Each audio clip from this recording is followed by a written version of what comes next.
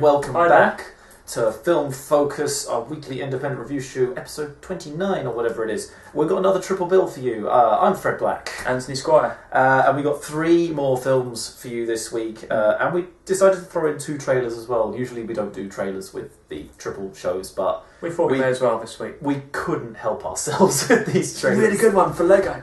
But before we do any of that, we'll start with our first film. And we're going to do like a triple show next week as well, aren't we? Yeah, what films is it we're doing next week again? Well, we're going to talk about that later. Don't try and talk about them. I know you're trying. Yeah, that's right. Moving on, this brings us on to Turbo. No, it doesn't. Moves us on to Thor 2. Yes. Yes, it does. It does. It does. Are you just testing me this week?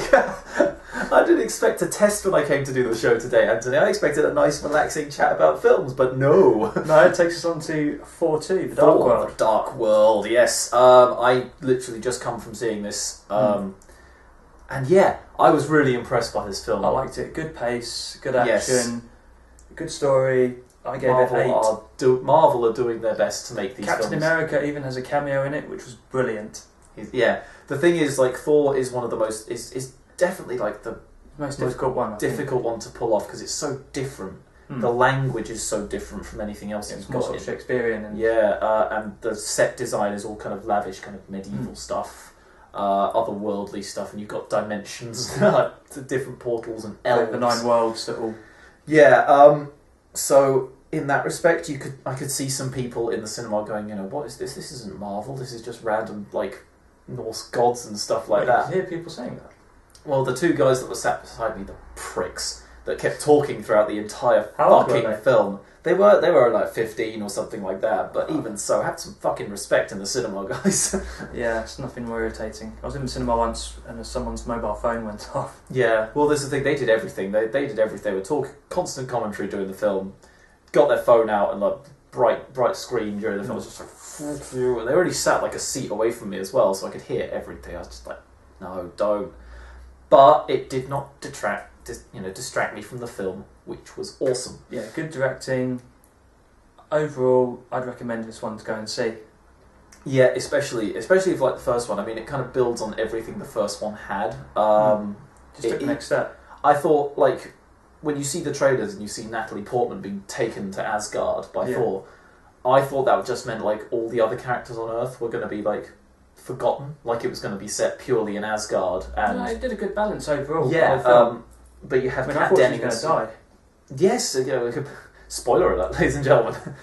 Yes, I mean the trailer is very misleading to what you can expect from the film in terms of different plot points that happen. I mean, Christopher Eccleston was great as the bad guy. Malekith, and for a large portion of the film he speaks Elvish, I imagine, like dark Elvish. And Tom Hiddleston as Loki, he was great. Great. You didn't get bored I didn't get bored at any point in this film. Yeah. Good soundtrack. Yeah. I mean, Marvel films have started off being like kind of all light, airy-fairy affairs. You had the Spider-Man ones, which were kind of not hard-hitting. They were just kind I of... think it was Iron Man that came out in 2008 that rebooted the whole sort of Marvel but thing. as they've gone on, I mean, you've had this second phase of Marvel films, is what they're calling it. The studio have said, like, we had phase 1 with, like, Iron Man and, Captain America and Thor, and then we had the Avengers, and now this is phase 2, where everything's changed, everything gets, like, kind of ramped up a level, and you've got Captain America 2 coming out next year, which is looking really good. Forward to. And Thor 2, which we're just seeing, we're talking about, and you can tell they are getting more confident with going down a darker path. I mean, what you were saying earlier, I too hope that the Incredible Hulk is going to get his own film again soon. It was to say, because we got a Hulk that everybody seems to like now. Mark Ruffalo seems to have pulled it off. And like I said, like the films are going down a slightly darker path. I mean, there were pretty bleak moments in Thor 2, let's be honest. Well, yeah, there were some pretty bleak moments, and I'm half expecting Captain America 2 to have that same bleak tone. Well, it will be, because he's woken up, 70 years later? And in the trailers, I mean, we talked about the trailer last week, and there seemed to be, like, S.H.I.E.L.D. seemed to be doing some, like, shady deals and all that sort of stuff, so I'm liking the way this is going. Iron Man 3 didn't do it so much. Iron Man 3...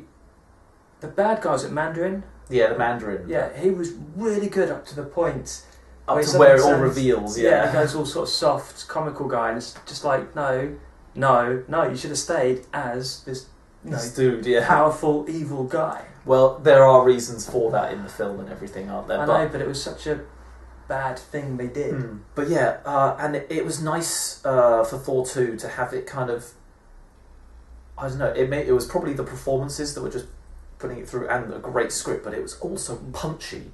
It all had weight behind it, like its main character. Like Thor is just this big, heavy guy who's just slamming people around. He's not just doing that. He is pretty much. Yeah, pretty much. Only about 96% of the film. But like, I mean, it's well edited. It's got a good pace. There are different little jokes and in-jokes to all the Good Avengers. soundtrack. Yeah, the brilliant soundtrack. The film's good. Again, it's got good weight behind it. It punches well above its weight, and it succeeds at doing really that. well. You won't be bored if you go and watch this. No, I came out with a big grin on my face. I came out with yeah, and I kind of just realised right near the end of the film, I subconsciously put on a Marvel T-shirt to go see Thor. It's just like, I wonder why you did that. Yeah, and literally, I only no one's going to believe me when I say I just picked it out of my drawer this morning. Because, no, they're not. I literally did, believe me. You're going to see Thor 2 today. I know. Yeah, I'll put on the Marvel shirt. But yeah, it was such a good film. I really enjoyed it. It's really good. It flowed really well. I gave it an 8 out of 10. What did you say? What you gave it already? Yeah. 8 out of 10. 8 out of 10 again. Yeah, all right. Okay, well, we've actually agreed on something for once. That's great behaviour. Yeah, we'll move on to the next trailer. Oh, this trailer is brilliant. The first trailer, yeah. The Lego Movie. Come on, it had everything in it. The piss take of Batman, like, hi, I'm Batman. Yeah, it's okay. I'm here now. Thank you. But yeah, I know the world is made out of Lego. You know, all Lego pieces running around in it. I mean, the exercise thing he does at the beginning of the trailer, where he just jump, and I'm exhausted now. This was really good. I'm really looking forward to this film. It looks a little predictable, but I think it's going to be good anyway. Yeah, it looks like good that puns. sort of daft, yeah, pun humour. Maybe just a little bit kind of cheesy. I mean, it's a Lego film. You can't take it seriously. Oh God, no, you can't. I would love it if they do have some piss take dramatic moments. Oh, they probably will. You see, there's already the love interest going on in the trailer, so they'll probably have this serious moment, which is rudely interrupted by someone. No. Yeah, I say I think a trailer for this came out a month ago or something, but we didn't look at it, or it didn't come up. I think maybe we were doing a triple show, so we didn't look at the trailers. But we decided to include it in here because it's that good a trailer. So good.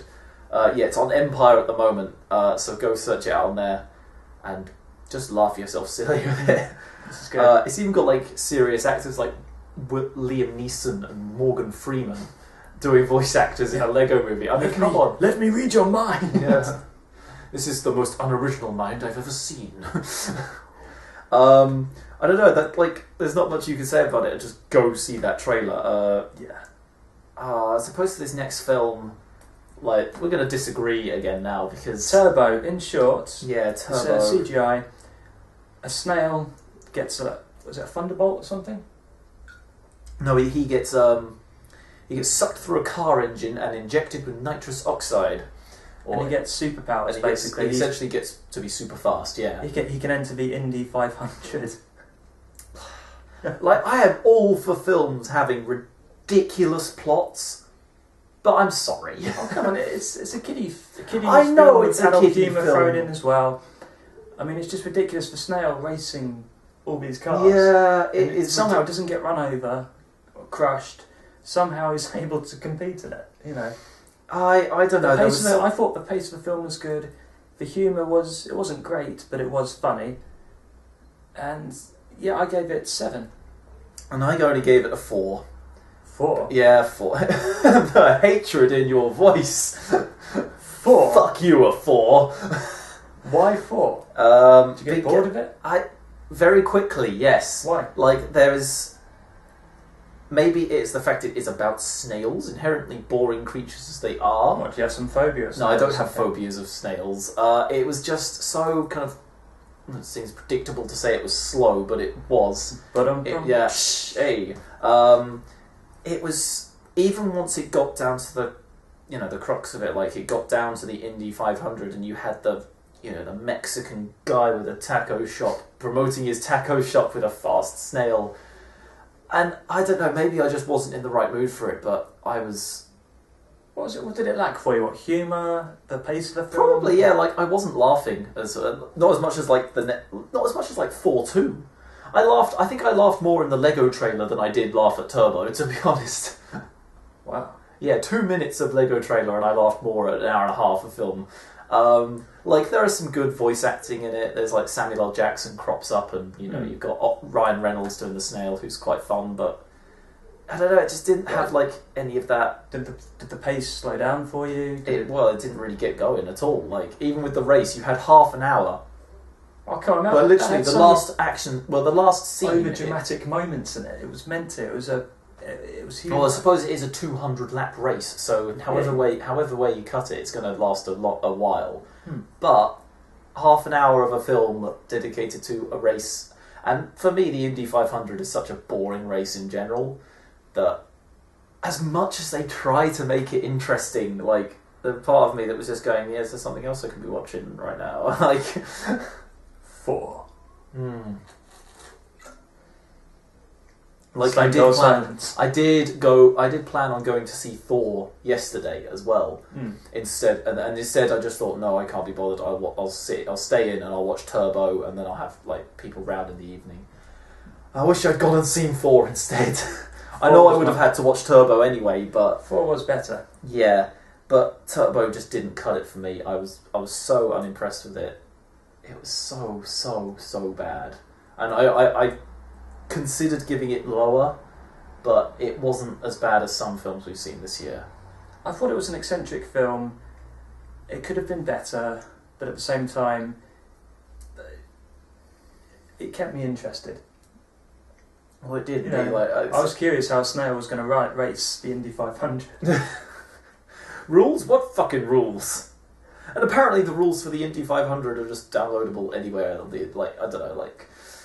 It was such a weird little premise for a film, and again, I don't have a problem with it. I mean, the next film we're going to talk about, that's a pretty weird fucking premise for a film. But the next film we're going to talk about is insanely weird, much weirder than Turbo, but a masterpiece. A masterpiece compared to Turbo. But for some reason, like, even with all the kind of you have the gang of snails, like, you got Snoop Dogg as a snail, which is quite funny. You had your predictable humour in there, where it's all against one, blah, blah, blah, blah. Yeah. But it was, for me, it still kept moving at a good pace. The jokes weren't dragged out. Yeah, and I guess out of all the films this week, this has been the most kind of blandly predictable and linear film. Like, it is the kind of archetypal big dreamer story that gets his dreams crushed midway through the film and then builds his confidence back up again. Yeah, that's predictable though. You know that's going to happen. Yeah, but it basically comes down to the humour, the pace of the film, the directing, editing, blah blah blah blah. And yeah, but we've seen lots of films recently that have kind of just strayed a little bit, even if it's just a kind of tiny step away from the linear thing. They're actually trying something else, and for a film to just blatantly go, no, the formula works, like, stick with it. Is a little bit insulting at the same time. Just no, come on, the kids will be interested in it as well. Maybe that was their challenge, to try something new, just stick to the actual. Yeah. Well, all these people that are trying something new will do the same. Will do something different. Will do the same thing everyone else has been doing for years. That'll be the surprise. Yeah. What are they going to do? Well, they didn't do anything. It didn't work, obviously, because I'm bored. Yeah. I guess I gave it 7. Yeah, and I gave it 4, and I'm again, you're wrong, I'm right. You are wrong. No, don't go see it. I mean, your kids will be entertained, I'm sure. If you've got kids, they'll be entertained by a snail going at 100 miles an hour, but I wasn't. Yeah, but you're just you. Yeah.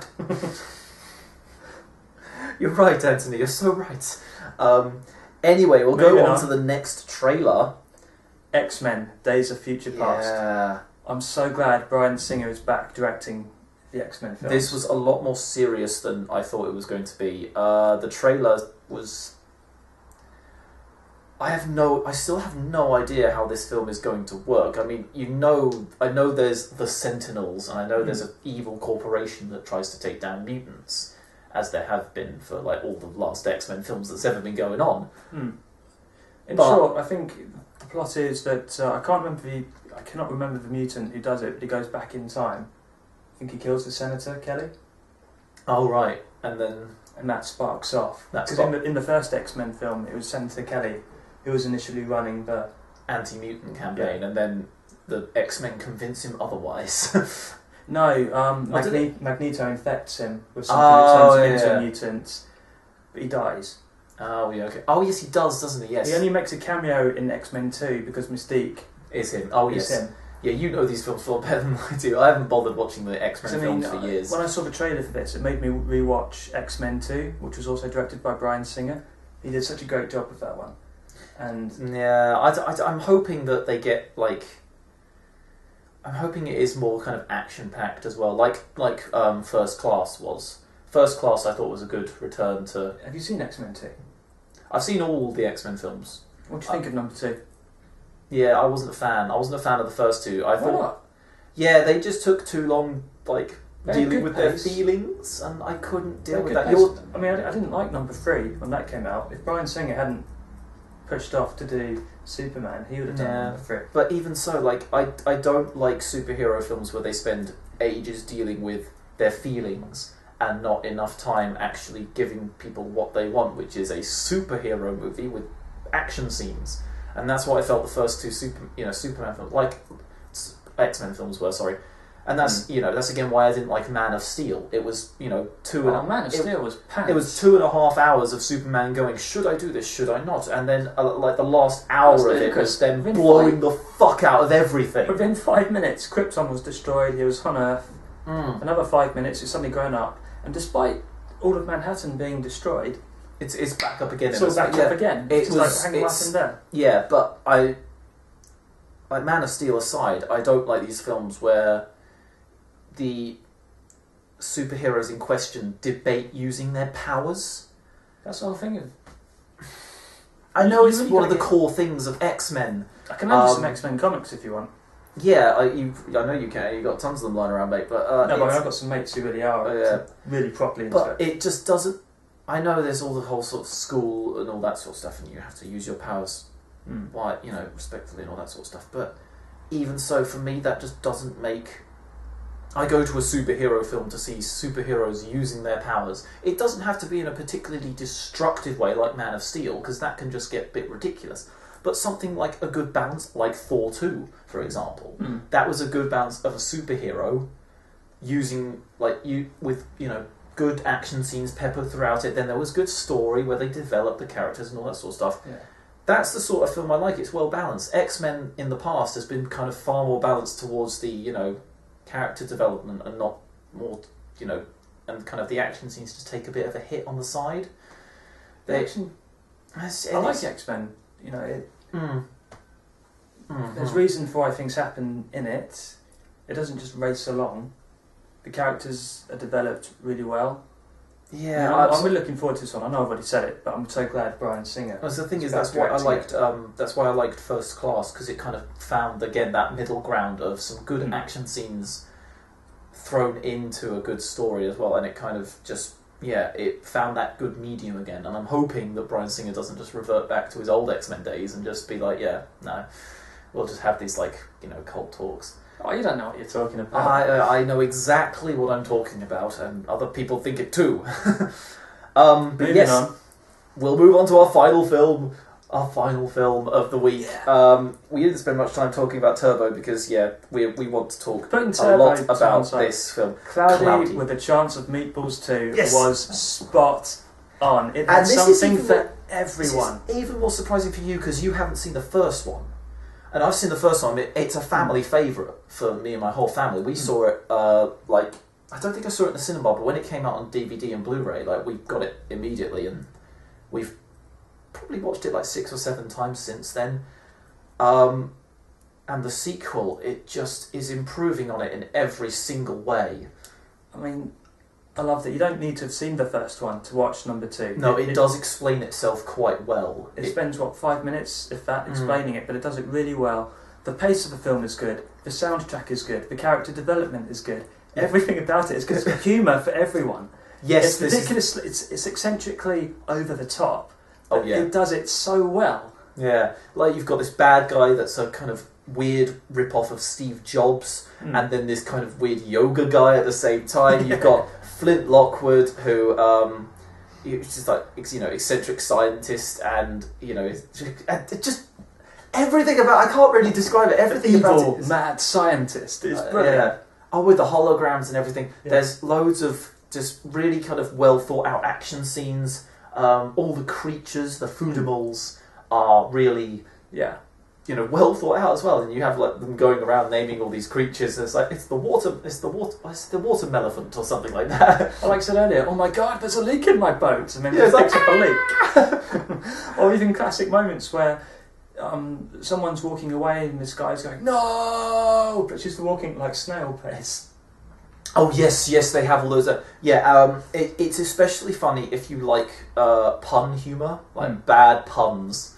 There are so many bad puns in this film. I mean, again, the leak in the boat. There's one about a cake at some point, which just got everyone in stitches. There are so many puns in this thing, like, and again, like, it's a beautiful looking film. Like, one of the things that struck me about the first Cloudy with a Chance of Meatballs, especially if you watch it on Blu-ray, like in high definition, is it's so well detailed and all the colours are so vivid and it looks amazing. This one is just so vastly detailed, it's so lush and it looks amazing. And, you know, again, you go back to the other animated film of this week, compared to that, like Turbo just looks a bit kind of bland by comparison. Turbo, it was not as bland as you said. It kind of was, not. yes. No, it's not. You're wrong. You're absolutely wrong. No, I'm not. But yeah, But you were still, saying. Putting that to one side, if you're going to go and see a film this week, Cloudy with a Chance of Meatballs 2, go see this one. Way off. I mean, I gave it a 9 out of 10. 10 out of 10. 10 out of 10. Oh, your perfect score for you. And I realised you've given like. We were looking at the score sheet of like what we've given all our films. You've given like 5 films this year, 10 out of 10 already. Classics. They are all classic. I've only given one film 10 out of 10, and this. Are you too harsh on film with you? Probably. This very nearly made it into a 10 out of 10. Very nearly. What held it back? Mr. T isn't in it. I'm sorry. It's not. There are a few things like there are a few kind of like bad moments where you're just like, okay, that looks a bit ropey, or you know that doesn't quite fit. Some of the ways that they get saved in perilous situations is just like, oh, okay, that's okay.